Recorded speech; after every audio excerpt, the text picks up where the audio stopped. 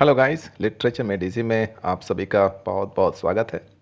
आज हम लोग इन्फिनेटिव पढ़ने वाले हैं और ये बहुत ही इम्पॉर्टेंट लेसन है, तो वीडियो में लास्ट तक ज़रूर बने रहिएगा ताकि आपको इन्फिनेटिव के बारे में आज जो मैं इन डेप्थ नॉलेज देने वाला हूँ ये आपसे मिस ना हो।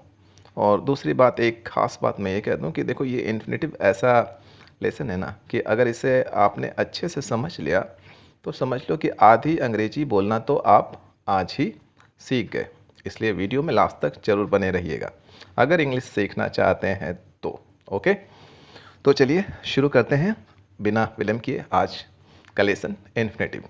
ओके, तो इन्फिनेटिव की तरफ बढ़ूँ इससे पहले मैं वर्ब्स के बारे में आप लोगों को थोड़ी सी जानकारी दे दूँ ताकि मैं आगे जो टर्मिनोलॉजी यूज करूँ वो आप लोग अच्छी तरह से समझ पाएँ।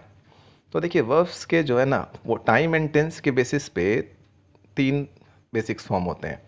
टाइम एंड टेंस, मेरा कहने का मतलब ये है कि हमें ये पता चले कि अगर हम कोई सेंटेंस कहते हैं तो वो सेंटेंस प्रेजेंट में है या पास्ट में है या फिर फ्यूचर में है। तो ये प्रेजेंट पास्ट में कोई सेंटेंस है, इसके बारे में हमें पता कैसे चलता है? वर्ब के फॉर्म से। जैसे सपोज़ मैंने कम कहा किसी सेंटेंस में, तो हम समझते हैं कि हम प्रेजेंट के बारे में बात कर रहे हैं। अगर मैंने केम कहा तो इसका मतलब क्या है? हम पास्ट के बारे में बात कर रहे हैं। अगर गो कहा तो ऑफ कोर्स प्रेजेंट के बारे में बात हो रही है। अगर वेंट कहा तो पास्ट के बारे में बात हो रही है। ओके, तो कम, केम, कम, गो, वेंट, गोन, सी, सॉ, सीन, तो ये वर्ब के जो 3 बेसिक फॉर्म्स हैं, इससे हमें सेंटेंस के बारे में पता चलता है कि वो प्रेजेंट में है या पास्ट में है। एक और यहाँ पर मैंने फॉर्म ऐड कर दिया है जो नॉर्मली हम लोग वर्ब के साथ आईएनजी ऐड करके फॉर्म करते हैं, जैसे कमिंग, गोइंग, सीइंग। ये नॉर्मली हम लोग कॉन्टिन्यूअस टेंस में यूज़ करते हैं जब हम कुछ ऐसे एक्शन के बारे में बात कर रहे हों जो कि कंटिन्यू हो प्रेजेंट टाइम में। सपोज जैसे मैं खेल रहा हूँ, आई एम प्लेइंग, आप टीवी देख रहे हैं, you are watching TV. Okay, तो ये हो गया वर्ब का एक टाइम एंड टेंस के बेस पे फॉर्म। इसी तरह से वर्ब का नंबर के बेस पर भी फॉर्म होता है। ठीक है, नंबर के बेस पे कहने का मतलब ये है कि सिंगुलर या प्लूरल। जैसे कोई नाउन होता है तो नाउन सिंगुलर और प्लूरल होता है। जैसे देखो, डॉग, डॉग क्या है? एक कुत्ता, डॉग्स, ढेर सारे कुत्ते। मैंगो, एक आम, मैंगोस, ढेर सारे आम। तो हम लोग किसी नाउन को प्लूरल में चेंज करने के लिए क्या करते हैं कि उस नाउन के साथ एस या एस ऐड कर देते हैं, तो वो सिंगुलर नाउन प्लूरल हो जाता है। ठीक है, इसी तरह से वर्ब में भी हम लोग वर्ब को भी हम लोग सिंगुलर में चेंज करते हैं। तो वर्ब के साथ ज़रा सा केस उल्टा है। ठीक है, वर्ब का जो नेचुरल फॉर्म होता है वो प्लूरल होता है। जैसे अगर ये नो यहाँ पे देख रहे हो, ठीक है, या आप यहाँ पर आप गो देख रहे हो, तो ये नो और गो जो है ये बेसिकली प्लूरल है, ये सिंगुलर नहीं है। इससे सिंगुलर में कन्वर्ट करने के लिए हमें क्या करना होगा? इसके साथ एस या ई एस ऐड करना होगा। जैसे मैंने यहाँ नो को नोज़ कर दिया, ठीक है, यहाँ पर गो को मैंने गोस कर दिया, यहाँ पर गोस कर दिया। ओके, तो ये हो गया सिंगुलर। यानी वर्ब को प्लूरल से सिंगुलर में कन्वर्ट करने के लिए एस या ई एस उसके साथ ऐड किया जाता है। ठीक ऑपोजिट टू नाउन। नाउन में सिंगुलर को प्लूरल में कन्वर्ट करने के लिए एस या ई एस यूज़ किया जाता है, जबकि वर्ब को प्लूरल से सिंगुलर में कन्वर्ट करने के लिए एस या ई एस यूज़ किया जाता है। ठीक है, क्लियर? अब बढ़ते हैं इन्फिनेटिव की तरफ। तो ये बातें जो मैंने अभी बताई है इसे ध्यान रखना। ये अभी आगे जब मैं बताऊंगा इन्फिनेटिव के बारे में तो ये चीज़ें आपको रिकॉल करनी होगी, जिससे समझने में आसानी होगी। ठीक है, तो अब देखो, हम लोग यहाँ पे इन्फिनेटिव के बारे में इससे पहले चर्चा करें तो एक हम लोग कोई भी जो इंग्लिश में कोई भी हम लोग सेंटेंस बोलते हैं ना, तो उसका एक बेसिक स्ट्रक्चर होता है। क्या होता है कि उस सेंटेंस में सब्जेक्ट होता है, एक फाइनाइट वर्ब होता है और एक नॉन फाइनाइट वर्ब होता है, ठीक है, finite verb and non finite verb. कोई भी सेंटेंस हो इंग्लिश का, उसमें एक फाइनाइट वर्ब तो होना ही होना है, नॉन फाइनाइट वर्ब हो या ना हो। हाँ, ये अलग बात है कि एक सेंटेंस में एक फाइनाइट वर्ब के अलावा एक से ज़्यादा नॉन फाइनाइट वर्ब्स हो सकते हैं, यानी एक नॉन फाइनाइट वर्ब भी हो सकते हैं, दो नॉन फाइनाइट वर्ब भी हो सकते हैं, और more than 2 non finite verb भी हो सकते हैं, ठीक है। तो अब यहाँ पर इन्फिनेटिव हम लोग आगे समझते हैं। तो इन्फिनेटिव को समझने के लिए दो बातें आपको ध्यान में रखना है कि इन्फिनेटिव है क्या। तो इन्फिनेटिव्स ऐसे वर्ब होते हैं जो कि अपना फॉर्म अकॉर्डिंग टू सब्जेक्ट और टेंस चेंज नहीं करते हैं, ठीक है।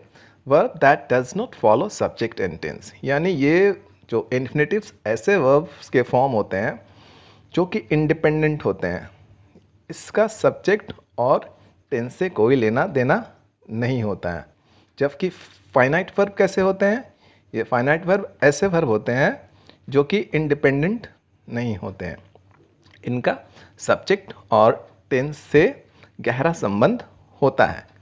क्या संबंध होता है, अगर सब्जेक्ट सिंगुलर है तो फाइनाइट वर्ब भी सिंगुलर होगा, और अगर सब्जेक्ट प्लूरल है तो फाइनाइट वर्ब भी प्लूरल होगा।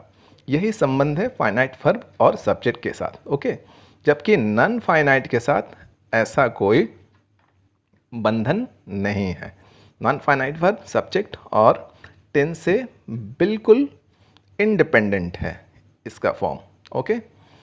तो चलो एग्जाम्पल से समझने का कोशिश करते हैं। तो देखो इस सेंटेंस में क्या है, दो वर्ब है यहाँ पर, देखो वांट्स एंड बाय। तो वांट्स जो है ये फाइनाइट वर्ब हो गया, क्यों, क्योंकि ये शी सिंगुलर है, right.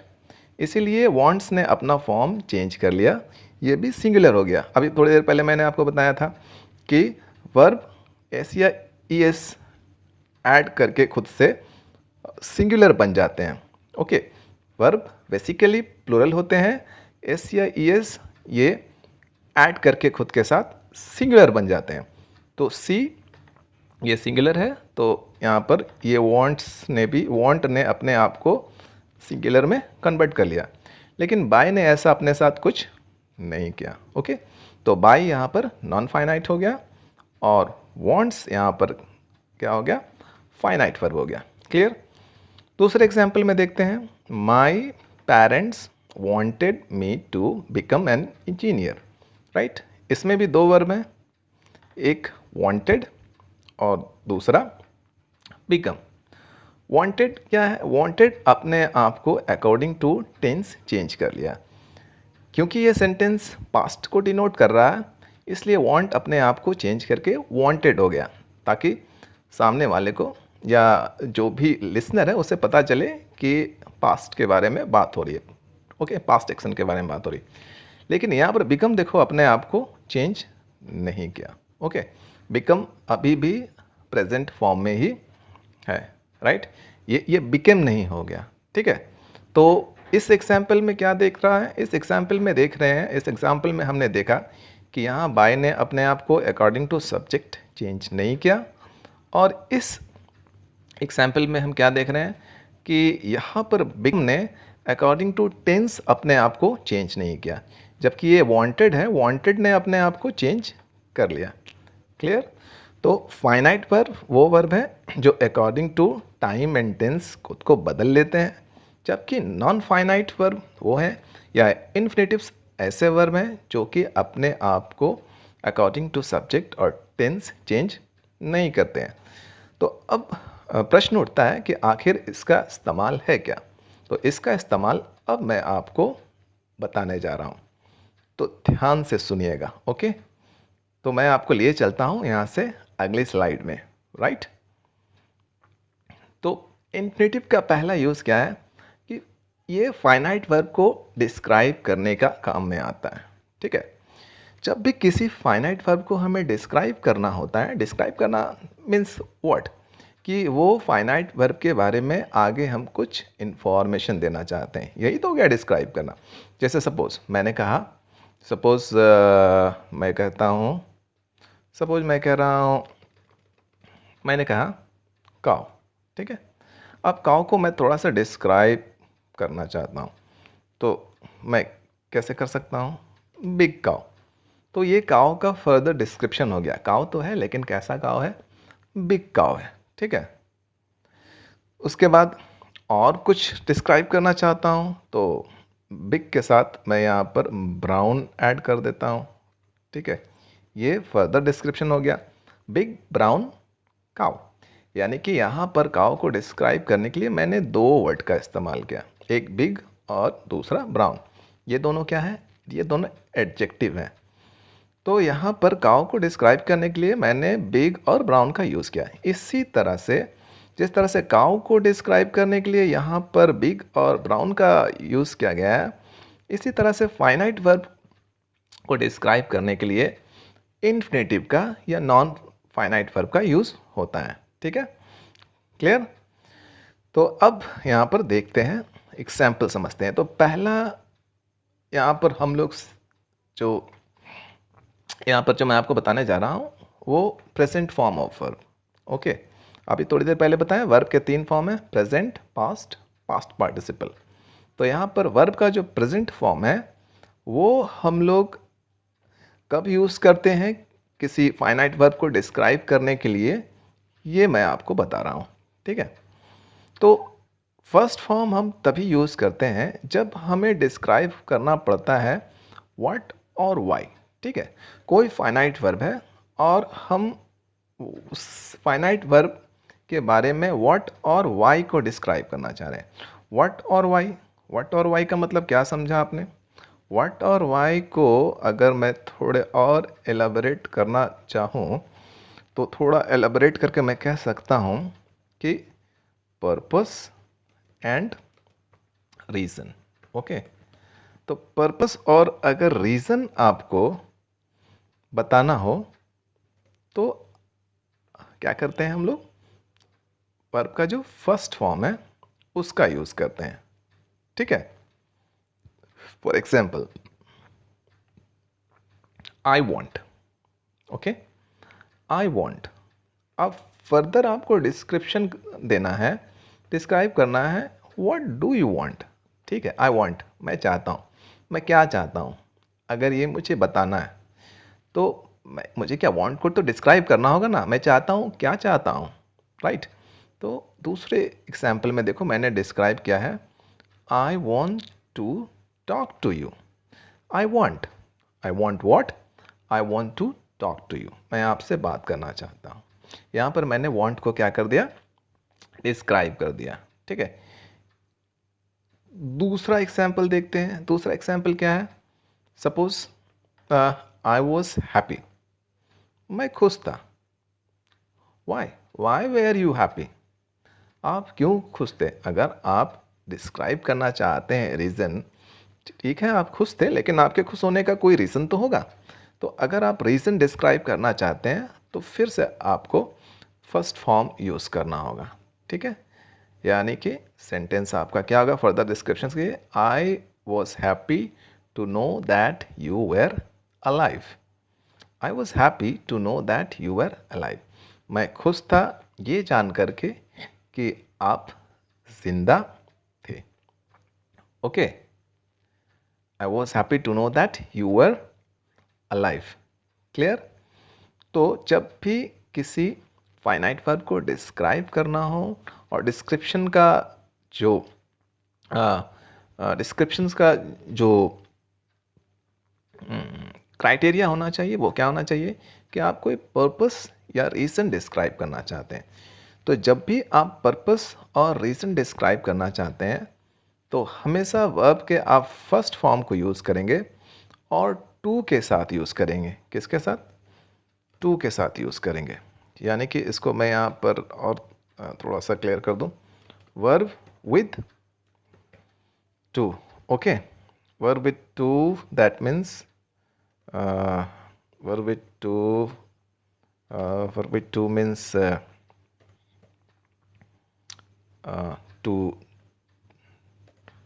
to go, okay, to come, this way।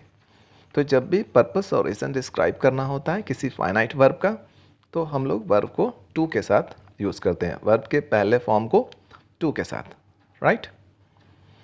Clear? He went, okay, he went. Why did he go to Katras? He went to Katras. The first example, he went to Katras. वो कतरास गया, लेकिन आप कतरास जाने का purpose बताना चाहते हैं आगे। तो जब आप पर्पस बताएंगे तो आपको वो पर्पस को डिस्क्राइब करने के लिए किसी इन्फिनेटिव की ज़रूरत होगी, नॉन फाइनाइट की ज़रूरत होगी। जैसे यहाँ सेकेंड सेंटेंस में देखो क्या हुआ, he went to Katras to see off his friend. वो कतरास गया अपने फ्रेंड को सी ऑफ करने के लिए, यानी कि छोड़ने के लिए, ठीक है। तो यहाँ पर ये टू सी ऑफ, ये टू सी ऑफ जो है ये क्या है, ये वेंट को फर्दर डिस्क्राइब कर रहा है कि आप कतरास क्यों गए, कतरास जाने के पीछे आपका मोटिव क्या था, आपका पर्पस क्या था, ठीक है। क्लियर? नाउ अब आपको मैं नेक्स्ट स्लाइड में लिए चलता हूँ आगे इसके बारे में जानकारी देने के लिए, ठीक है। अब use of past participle form of verb. Past participle that means what? Past participle मतलब वर्ब के थर्ड फॉर्म को हम कहाँ यूज़ करते हैं, ठीक है। पास्ट का यहाँ पर मैं कोई भी पास्ट के बारे में कुछ मेंशन नहीं कर रहा हूँ, वर्ब के पास्ट फॉर्म के बारे में, क्योंकि एक्चुअली वर्ब के पास्ट फॉर्म को हम लोग एज ए नॉन फाइनाइट या इन्फिनेटिव यूज़ नहीं करते हैं, ठीक है। इसलिए वर्ब के पास्ट फॉर्म को यहाँ पर हम लोग डिस्कस ही नहीं करेंगे। हम लोग सिर्फ वर्ब के उस फॉर्म को डिस्कस करेंगे जो एज एन इन्फिनेटिव यूज़ होता है फाइनाइट वर्ब को डिस्क्राइब करने के लिए, ठीक है। तो यहाँ पर क्या है, पास्ट पार्टिसिपल का जो फॉर्म होता है वर्ब का, उसका यूज़ हम लोग हमेशा किसी नाउन को डिस्क्राइब करने के लिए करते हैं, ठीक है। किसको डिस्क्राइब करने के लिए? किसी नाउन को। तो नाउन को नॉर्मली हम लोग डिस्क्राइब करने के लिए क्या यूज़ करते हैं? एडजेक्टिव यूज़ करते हैं, राइट। जैसे अभी मैंने थोड़ी देर पहले एग्जाम्पल दिया था, फिर से मैं यहाँ पर एक एग्जाम्पल लिख देता हूँ, वही बिग काउ, राइट। तो यहाँ काउ को डिस्क्राइब हम लोग कैसे कर रहे हैं? बिग से। काउ कैसा काउ? बड़ा काउ, ओके। तो बिग काउ में बिग क्या है? एडजेक्टिव है, और ये बिग काउ को डिस्क्राइब कर रहा है, राइट। इसी तरह से जब किसी नाउन को हमें डिस्क्राइब करना होता है, और डिस्क्रिप्शन के लिए जब हमें किसी नॉन फाइनाइट का सहारा लेना होता है, तो हम लोग पास्ट पार्टिसिपल जो फॉर्म होता है उसका इस्तेमाल करते हैं, ठीक है। कैसे इस्तेमाल करते हैं, कहाँ इस्तेमाल करते हैं, ये आगे के एग्जाम्पल से क्लियर होगा। सपोज यहाँ पर देखो, इस एग्जाम्पल में क्या है? आई वॉज गिवन, मुझे दिया गया। क्या दिया गया? थोड़ी देर के लिए चलो मैं इसको यहाँ पे इसको समझ लो कि मैंने डिलीट कर दिया, थोड़ी देर के लिए इसको भूल जाना है, ठीक है। तो I was given what? Chair to sit on, मुझे बैठने के लिए चेयर दिया गया। तो यहाँ पर ये चेयर है, चेयर को मैं डिस्क्राइब कर रहा हूँ, चेयर के बारे में बताना चाह रहा हूँ कि वो चेयर कैसा था? तो टूटा हुआ था, ब्रोकन, राइट। चेयर कैसा था? ब्रोकन था। तो इसमें देखो ये जो वर्ब है गिवन, ये क्या है? ये है फाइनाइट वर्ब। ये फाइनाइट वर्ब से इससे हमें पता चल रहा है कि ये सेंटेंस पास्ट में है। आई वॉज गिवन, मुझे दिया गया, ठीक है। लेकिन यहाँ पर जो फर्दर हमने यहाँ पर वर्ब यूज किया है, देखो ये ब्रोकन यूज हुआ है, फिर यहाँ पर सिट यूज हुआ है, टू सिट, दो वर्ब हैं। ये दोनों कैसे वर्ब हैं? ये दोनों नॉन फाइनाइट वर्ब हैं, ठीक है, इन्फिनेटिव्स हैं। इसका यूज़ क्या क्यों हो रहा है? इसका यूज़ सिर्फ फर्दर डिस्क्रिप्शन के लिए हो रहा है, ठीक है। तो यहाँ पर ये चेयर के डिस्क्रिप्शन के लिए किसका यूज़ हुआ है? ब्रोकन का, राइट। ये चेयर कैसा है? तो टूटा हुआ चेयर है, ब्रोकन चेयर। और ये सिट का यूज़ क्यों हुआ है? ये सिट का यूज़ हुआ है I was given what, okay. Again purpose और रीज़न। आई वॉज गिवन, मुझे दिया गया, I was given a chair. Y?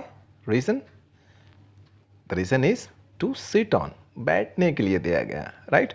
तो जैसा कि मैंने पहले मेंशन किया था आपको कि एक सेंटेंस में एक फाइनाइट वर्ब होंगे और उसके बाद more than one non finite verb हो सकते हैं, जो यहाँ पर आपको क्लियर एग्जाम्पल से पता चल रहा। पहला नॉन फाइनाइट ब्रोकन है और दूसरा नॉन फाइनाइट जो है सिट ऑन है। यहाँ पर ये ब्रोकन क्या कर रहा है? ब्रोकन का काम है इस चेयर को डिस्क्राइब कर रहा है, इस नाउन को डिस्क्राइब कर रहा है। और ये जो नॉन फाइनाइट है टू सिट, ये डिस्क्राइब कर रहा है गिवन को, यानी इस फाइनाइट वर्ब के पर्पस को बता रहा है, राइट। दूसरा एग्जाम्पल देखते हैं। India is densely populated country. Okay, यहाँ पर क्या है? तो अगर हम इसे देखें, इज क्या है? इज एक फाइनाइट वर्ब है इस सेंटेंस में, राइट। इंडिया सिंगुलर, इसीलिए इस का यूज़ हो रहा है, इज सिंगुलर है। ओके, आर का यूज़ नहीं कर सकते हैं क्योंकि आर प्लूरल होता है।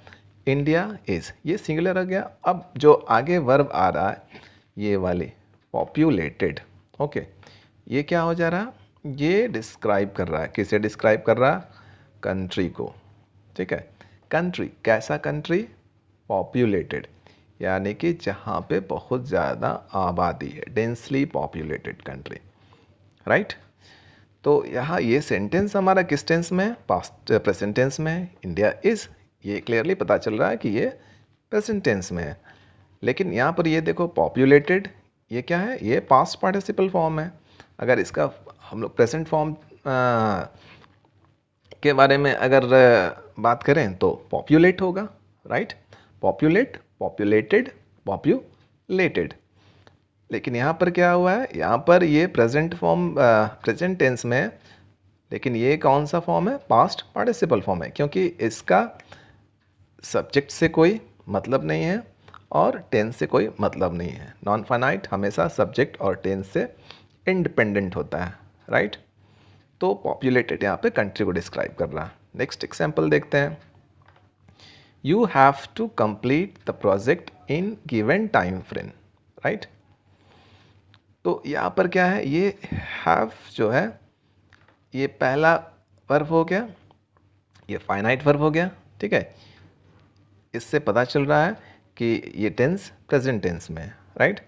इसके बाद अगर दूसरे वर्ब को देखें तो ये टू कंप्लीट, ये नॉन फाइनाइट है, ठीक है।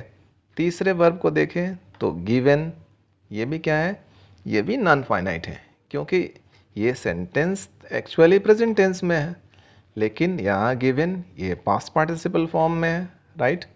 और यहाँ पर ये कंप्लीट प्रेजेंट फॉर्म में है, ठीक है। तो यहाँ पर कंप्लीट और गिवन, ये इन दोनों का सब्जेक्ट से भी कोई संबंध नहीं है और टेंस से भी कोई संबंध नहीं है, ठीक है। तो यहाँ पर इसका इस्तेमाल क्यों हुआ है?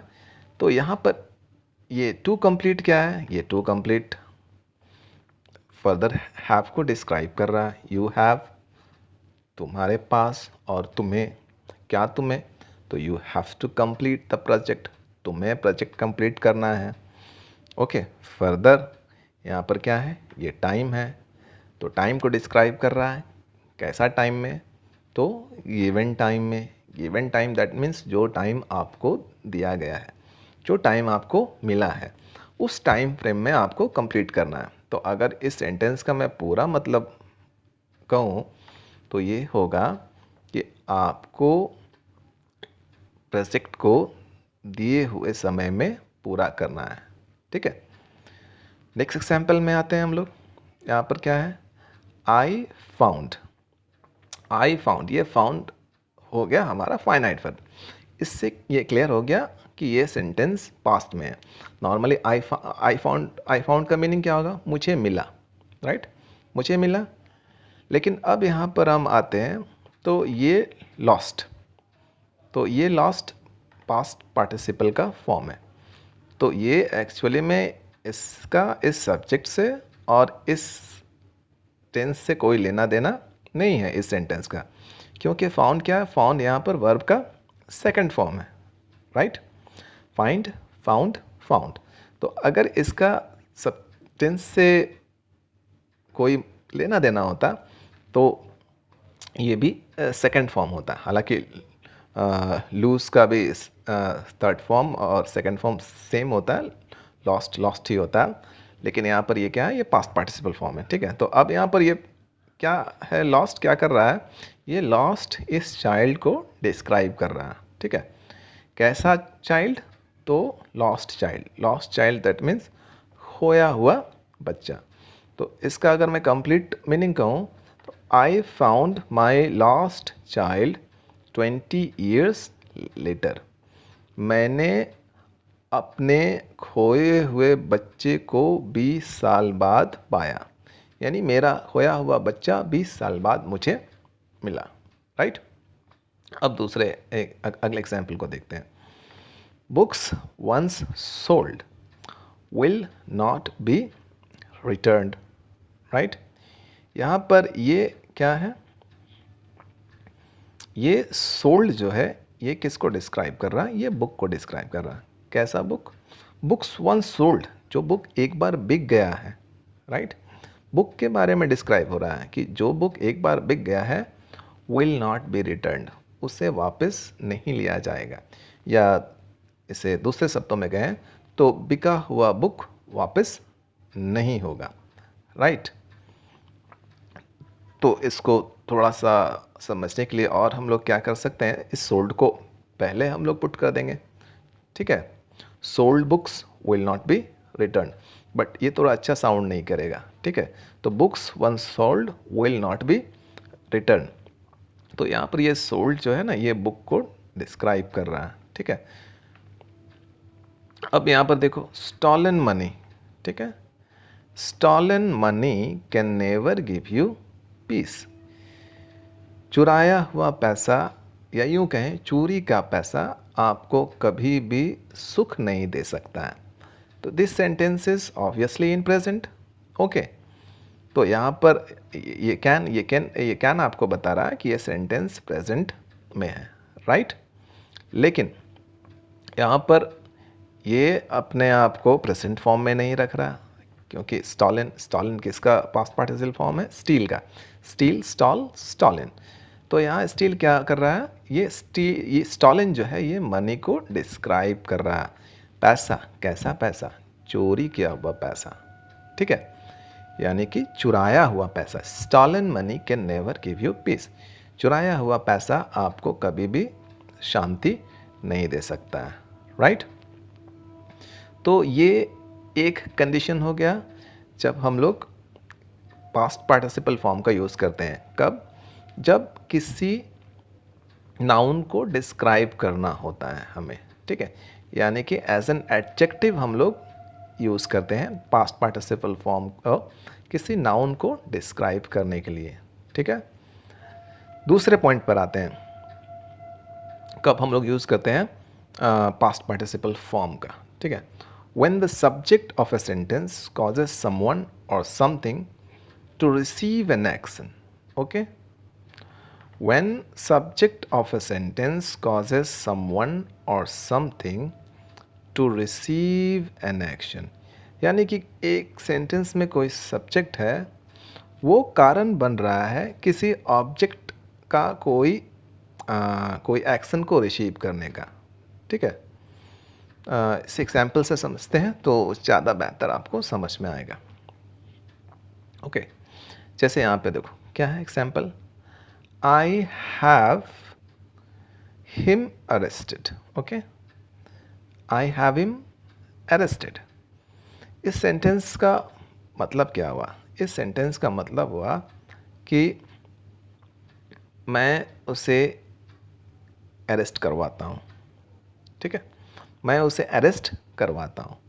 तो इस सेंटेंस में सब्जेक्ट कौन है, आई है, और आई क्या कर रहा है, आई रीज़न बन रहा है, किसका रीज़न बन रहा है, अरेस्ट का रीज़न बन रहा है, ठीक है। तो आई रीज़न बन रहा है अरेस्ट का, किसके अरेस्ट का, हिम का, ठीक है। तो ये अरेस्ट जो एक्शन है इसको रिसीव कौन कर रहा है, अरेस्ट हो किसका रहा है? तो अरेस्ट हो रहा है इस हिम का, राइट? तो ये अरेस्ट जो एक्शन है, इसको रिसीव करने वाला कौन है? हिम है। लेकिन इसका कारण कौन बन रहा है? कारण बन रहा है ये आई। तो जब भी कोई सब्जेक्ट किसी ऑब्जेक्ट को किसी एक्शन को रिसीव करने का कारण बनता है, तो वहाँ पर हम लोग पास्ट पार्टिसिपल फॉर्म का यूज़ करते हैं, right? I have him arrested, मैं उसे अरेस्ट करवाता हूँ। अब अगर यहाँ पर आप कर दोगे, सपोज यहाँ पर आप हैड कर दो, तो क्या हो जाएगा? आई हैड हिम अरेस्टेड, मैंने उसे गिरफ्तार करवाया। You have not arrested him, right? इस सेंटेंस में आई अरेस्ट नहीं कर रहा है, ठीक है? आई रीज़न बन रहा है किसके अरेस्ट का? हिम के अरेस्ट का। और हिम क्या कर रहा है? हिम किसी को अरेस्ट नहीं कर रहा, हिम अरेस्ट को रिसीव कर रहा, ठीक है? यानी कि ये अरेस्ट का जो घटना है, ये घट किस पर रहा? हिम पर रहा। That means him is receiver of the action arrest, ठीक है? हिम अरेस्ट की जो अरेस्ट का जो क्रिया है या अरेस्ट जो वर्ब है, उसको रिसीव कर रहा है, ठीक है? अरेस्ट हिम पर हो रहा है और ये रीज़न कौन बन रहा है? कॉज कौन है? कॉज है आई, राइट? तो आई हैव हिम अरेस्टेड, मैं उसे गिरफ्तार करवाता हूँ, और आई हैव हिम अरेस्टेड, मैंने उसे गिरफ्तार करवाया या मैंने उसे अरेस्ट करवाया, ठीक है?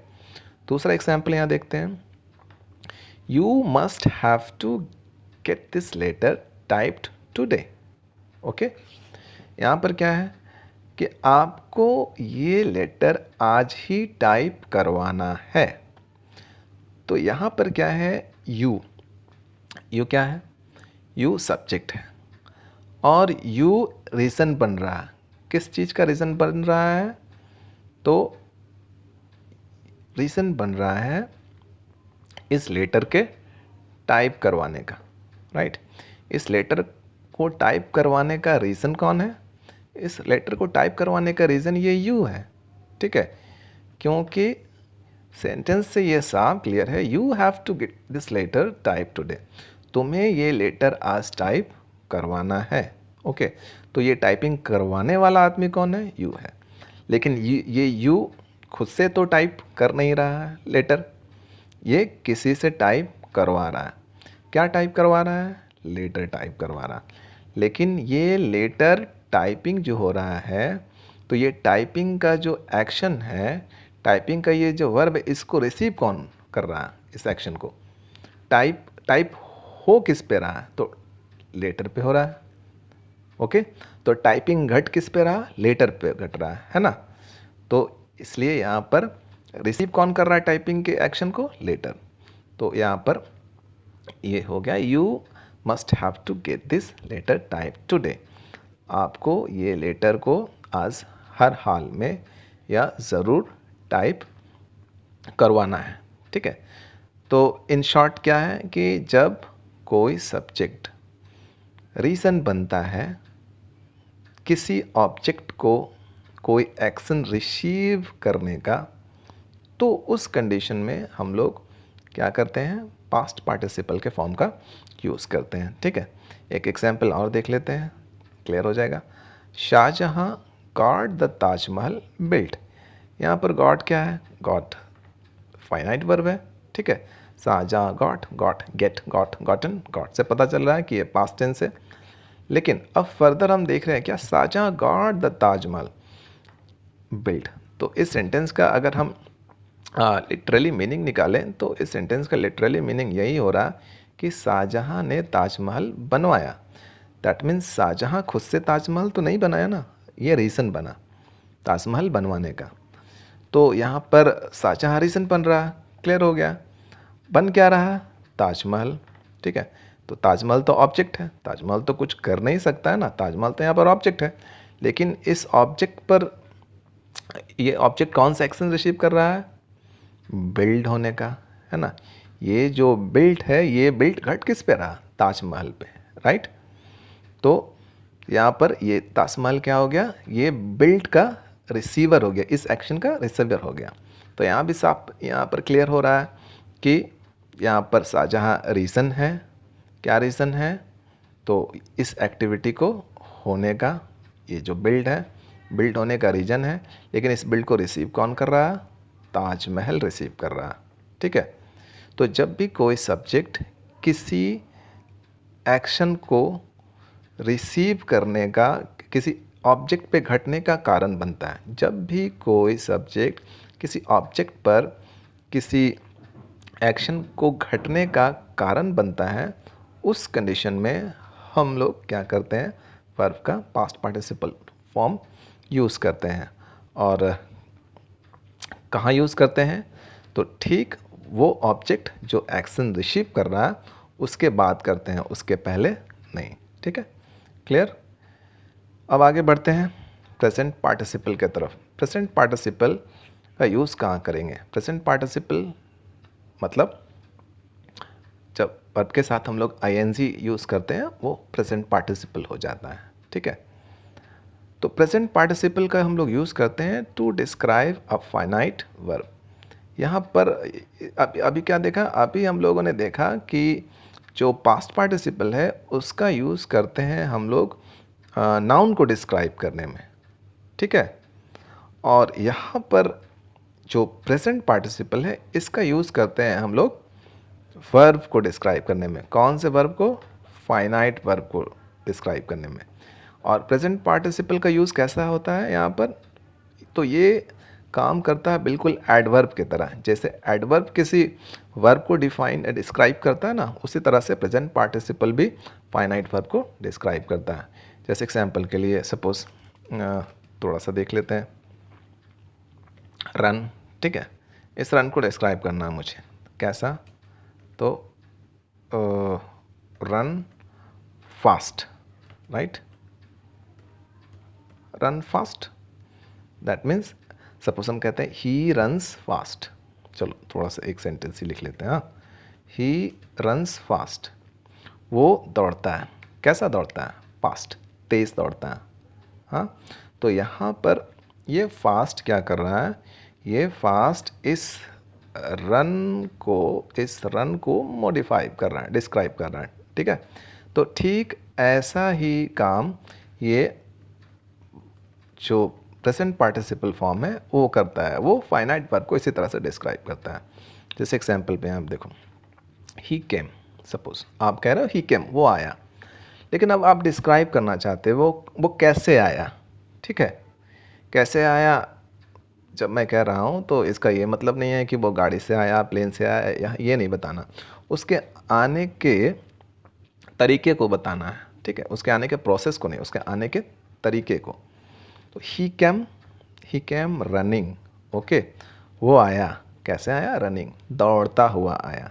ठीक है, शी सैड, वो कही।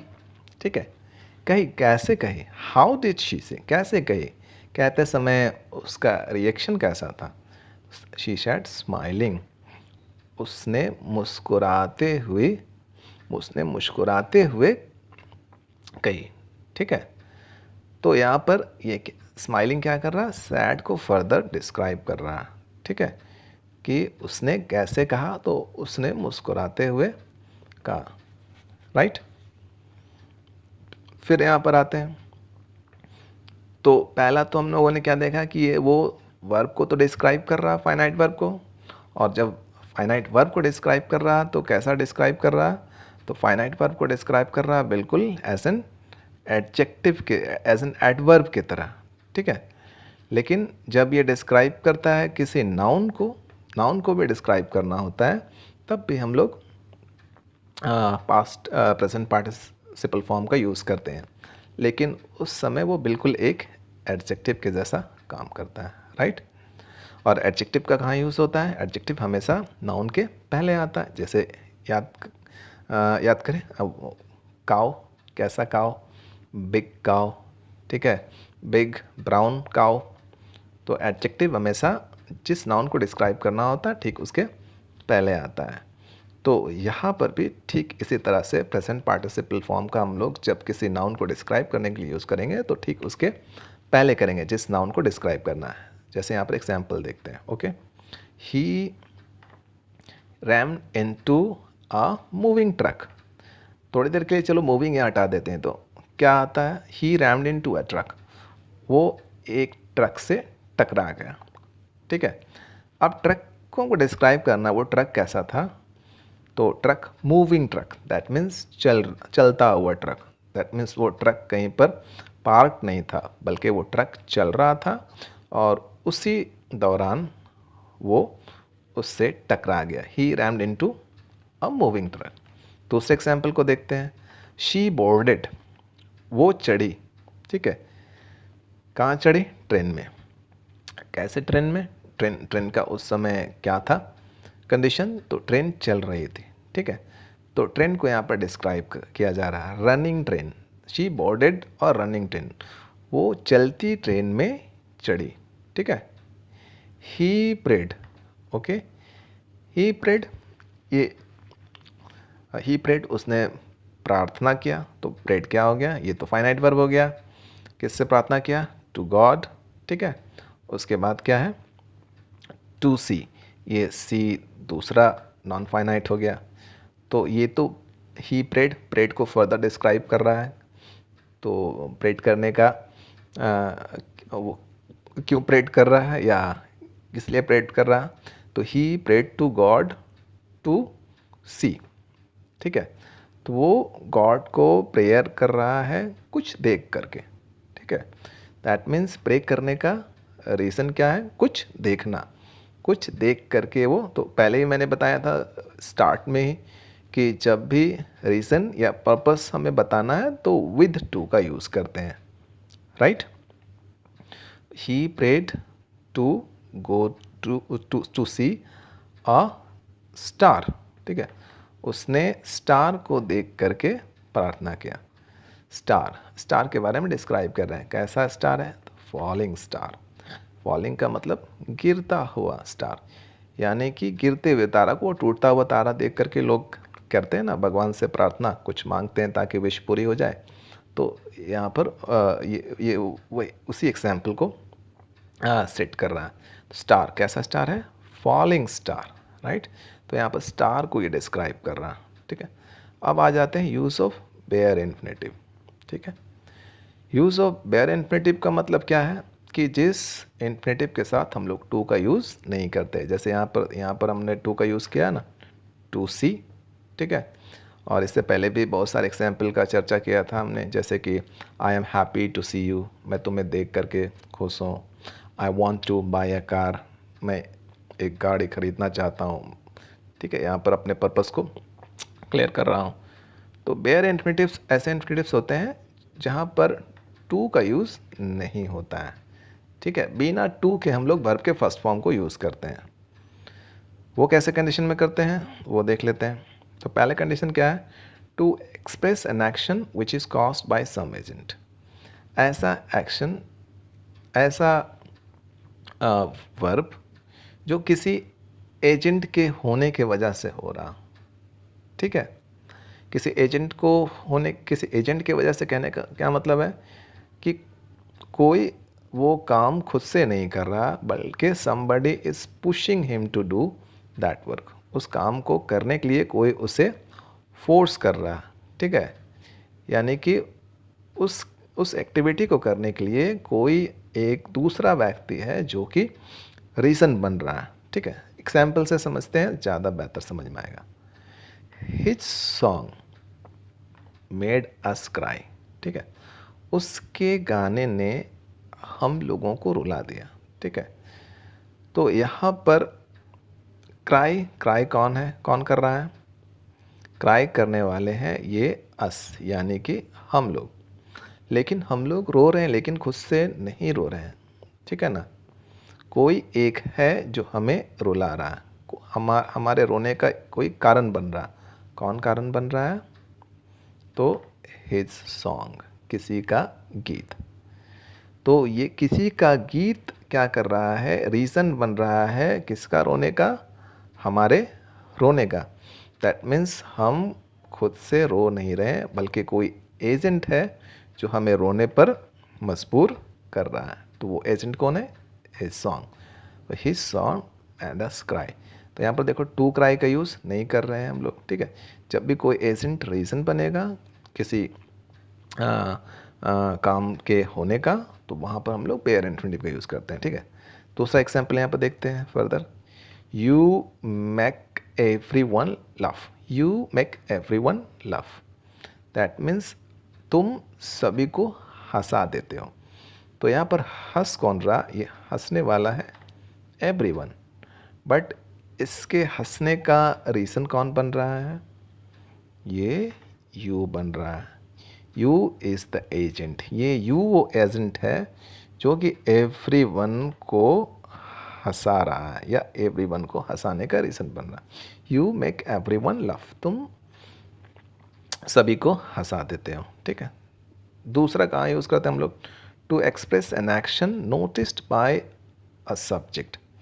अगर एक सेंटेंस में एक सब्जेक्ट है, ठीक है, और उसमें दो वर्ब्स हैं। एक सब्जेक्ट है और उसमें दो वर्ब्स हैं, ठीक है। तो उस वर्ब को जो दूसरा वर्ब है, एक तो फाइनाइट वर्ब होगा, राइट, क्योंकि एक सेंटेंस में एक फाइनाइट वर्ब तो होना ही होना है। तो एक फाइनाइट वर्ब हो गया, जैसे आई हर्ड, मैंने सुना, ठीक है, ये हर्ड हो गया फाइनाइट वर्ब। लेकिन अब जो दूसरा वर्ब इस सेंटेंस में हो रहा है या जो आया है वो है इन्फिनेटिव, ठीक है। तो इसको नोटिस कौन कर रहा है? तो इसको नोटिस करने वाला ये आई ही है। तो जब एक सेंटेंस में दो वर्ब हो, एक फाइनाइट हो और दूसरा नन फाइनाइट, और उस नन फाइनाइट को जो सब्जेक्ट है नोटिस कर रहा है, ठीक है, वहाँ पर कोई और दूसरा सब्जेक्ट है ही नहीं या कोई ऑब्जेक्ट है ही नहीं, यूँ कहें कि दूसरा सब्जेक्ट है ही नहीं। तो ऐसे केस में हम लोग बेयर इन्फिनिटिव का भी यूज़ करते हैं और प्रेजेंट पार्टिसिपल का भी यूज़ करते हैं, ओके। जैसे आई हर्ड हिम, मैंने सुना। आई हर्ड हिम से, मैंने उसे कहते सुना। You can say I heard him से और आई हर्ड हिम सेइंग। इसी तरह से दूसरा एग्जाम्पल है आई सॉ, मैंने देखा। आई सॉ हिम, मैंने उसे देखा, ठीक है। तो क्या नोटिस किया आपने?